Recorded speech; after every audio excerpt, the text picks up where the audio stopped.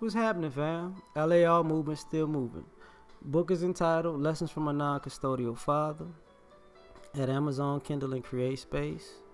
A link will be in the description box below, as usual. This video is entitled Problems with Accepting Love. Now, some of us came up harder than others. You know, and some of us are scarred. And one of the ways is not being able to accept when somebody is showing you love or giving or doing something kind for you. Because if you came up a certain way, people use love as an opportunity to get close enough to you to hurt you or use you or manipulate you or play you or you know, beat you in some kind of way, right? And some of us have lost so much, maybe at an early age, that we might have put our love into concepts or inanimate objects or other things that aren't actually people, because we lost our trust in mankind. And so I'm gonna touch this in a lot of different ways. Or we have a problem accepting love from certain types of people. So let's just get into it. You know, death. You know, I moved. For me, I'm gonna start with moving. Me personally, I moved a lot when I was a kid, and I realized I was maybe in my early 20s that I was more comfortable with being cool with you today, and tomorrow, if I never see you again, it is what it is, because I was so comfortable in the idea of moving and moving on and moving forward that I understood that people didn't last forever. Even, you know, even if you were the tightest of friends, life may take you somewhere where that friend can't go. So it created a problem with accepting love, because I realized that I don't know how long anybody's going to be around. You know, it's that, you know, you have to choose to be around somebody. And I remember making choices when I was younger to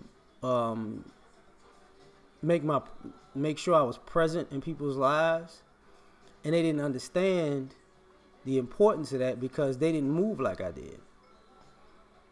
And as life happened, as we got older, they understood where I was coming from when I was younger. But I was like, yeah, I'm tired of chasing your ass. I tried to show you that early, and I get, you know, we all grow and evolve and have different lives, but I'm not going to retroactively go back and we're going to be at the same spot. It just wasn't going to work for me. So it was, for me, it was a problem accepting love in that way, because I knew, you know, you might not, you know, here today, gone tomorrow. And to a degree, the same aspect with death, because this is not true for everybody. This is a truth for me. The realest people in my life are dead. The most impactful people in my life are dead.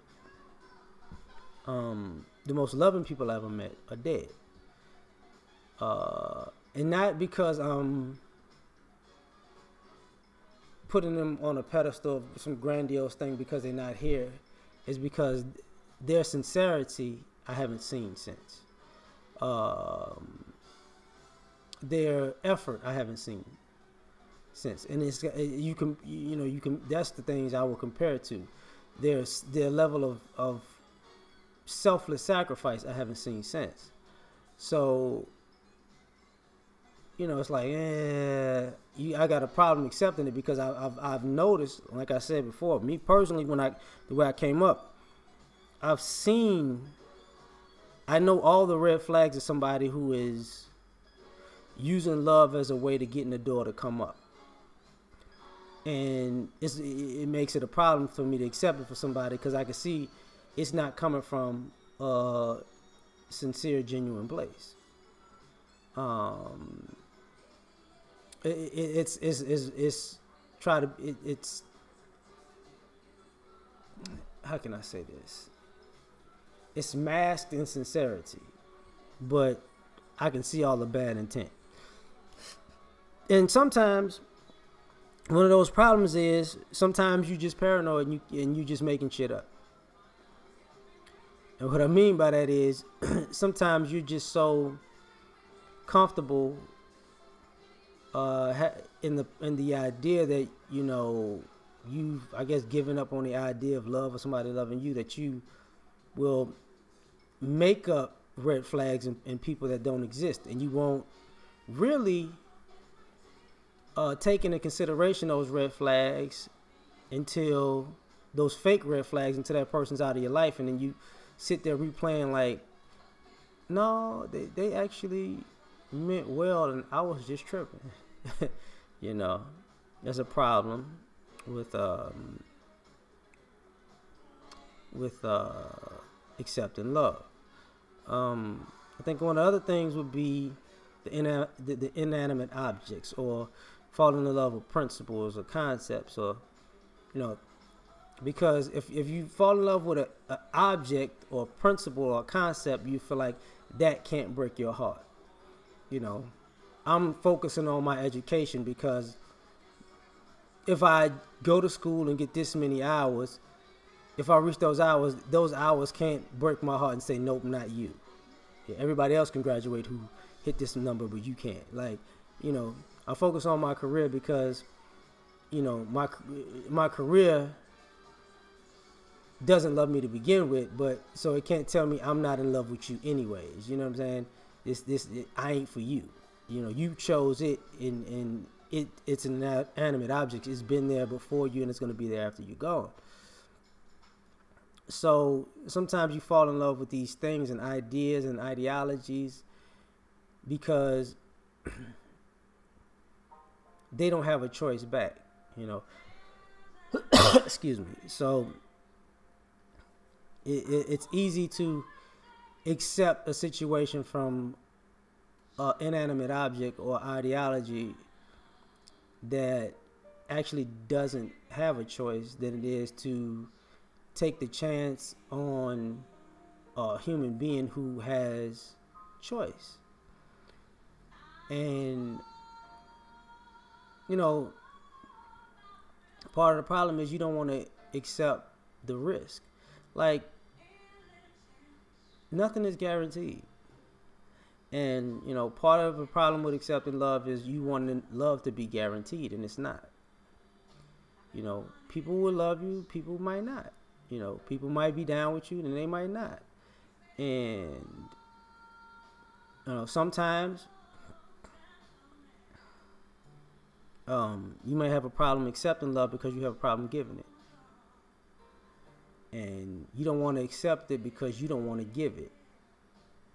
You might feel like it costs you too much to give because you might have too little left, and the abundance of love you may have within your person, and so for the most part stems from how much did you love yourself, how much you love yourself and you're willing to give of yourself. And sometimes you may have given so much of yourself that you might not have much to give another person, or you've got to the point where you have a lot to give, but you are afraid to give it because you want to hoard it and don't want to lose it again. So it's a tricky thing, but at the end of the day, the one thing you don't have is time. So either you're gonna accept it or you're not. That's the bottom line. Are you gonna give it or you not? I mean, because you still got to make the choice if you're going to do it. And if you're going to give love and accept love, You can understand you have an issue, but that's your internal issue that you're going to have to work out. If it's hard for you to accept it, it's hard for you to give it. You can't be putting this person under a microscope because you got an issue. If they giving it to you and they accepting it from you, you're just going to have to work through the fact that you have a problem doing that, and you're just going to have to make it a habit. And sometimes you got to get out of your own way. Practice makes perfect, and then perfect practice makes perfect. So sometimes you have to practice at accepting love. Like, if somebody does something for you, don't say no just as a knee-jerk reaction. If somebody tries to do something nice for you, don't just give it back as a knee-jerk reaction, because appreciate that somebody thought about you enough to go out of their way to do something to make your day. And don't kill their moment of showing you love because you have an issue with accepting it. You know what I'm saying? So, yeah, it's just this topic, So we out. Peace.